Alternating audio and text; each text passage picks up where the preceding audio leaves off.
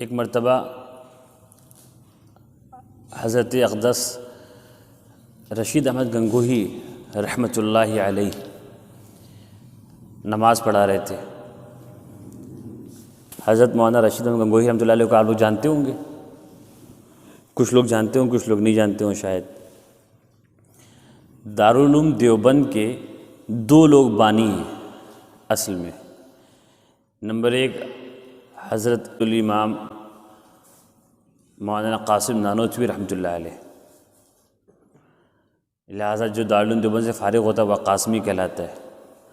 اور دوسرے نمبر پر انہی کے دوست، انہی کے بچپن سے ساتھ رہنے ساتھ پڑھنے والے حضرت فقیہ النفس رشید احمد گنگوہی رحمۃ اللہ علیہ، بہت بڑے بزرگ لوگ ہیں۔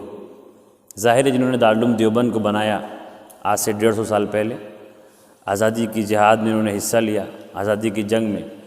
یہ دونوں لوگ کے شیخ تھے حضرت حاجی امداد اللہ مہاجر مکی رحمۃ اللہ علیہ۔ تو ایک مرتبہ وہ نماز پڑھا رہے تھے، حضرت گنگوہی نماز پڑھا رہے تھے اور پیچھے عوام کا مجمع تھا۔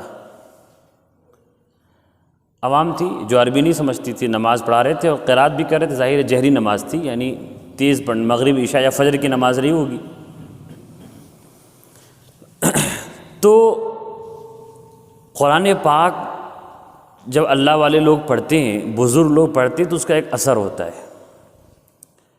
اثر ان کے پڑھنے میں بھی ہوتا ہے، اور اثر قبول کرنے کے لیے سننے والے کے پاس دل بھی ہونا چاہیے۔ ویسے دونوں چیز ضروری ہے۔ تو پیچھے جو مجمع تھا وہ قرآن میں کیا پڑھ رہے تھے کچھ نہیں سمجھ رہے تھے۔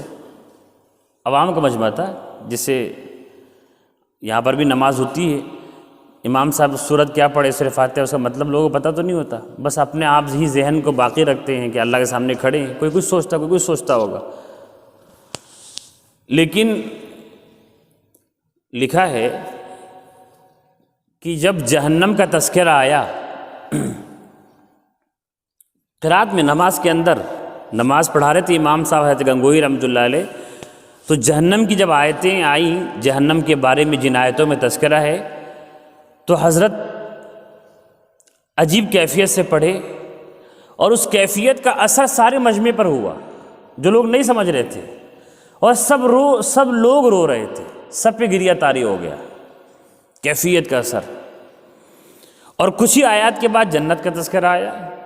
قرآن میں ایسا ہوتا ہے کہ ہر تھوڑی تھوڑی موقع پر جنت اور جہنم کا تذکرہ آتا ہے، ہمیشہ ساتھ میں آئے گا، کبھی جنت کا کبھی جہنم کا، کبھی زیادہ بڑا تذکرہ جہنم کا ہوگا، کبھی جنت کا بڑا تذکرہ ہوتا ہے، ساتھ ہی میں آتا ہے۔ تو جہنم کی جب تذکرہ آیا تو سب لوگ رونے لگے، اور جب کچھ ہی دیر بعد جنت کا تذکرہ آیا اور حضرت نے اس کو سرور سے پڑھا تو سارا مجمع ہنسنے لگا، روتے ہوئے لوگ ہنسنے لگے، عجیب کیفیت طاری ہوئی۔ حالانکہ کوئی کچھ سمجھ نہیں رہا ہے، لیکن آیتوں کا ایک درد محسوس ہوا تو رونے لگے، آیتوں میں کیف و سرور محسوس ہوا تو ہنسنے لگے۔ اور نماز سب کی ہوگی، رونے اور ہنسنے سے تو نماز ٹوٹ جاتی ہے۔ رونے سے اگر حرف بن جائے تو نماز ٹوٹ جائے گی، ہنسنے سے تو نماز کے وضو بھی ٹوٹ جائے گا۔ لیکن اگر اللہ کی یاد میں رویا اور ہنسا تو سارا محلہ سن لے تو نماز نہیں ٹوٹے گی۔ تو اتنا اثر نمازوں میں ہوتا تھا، لوگ بھی ایسے تھے۔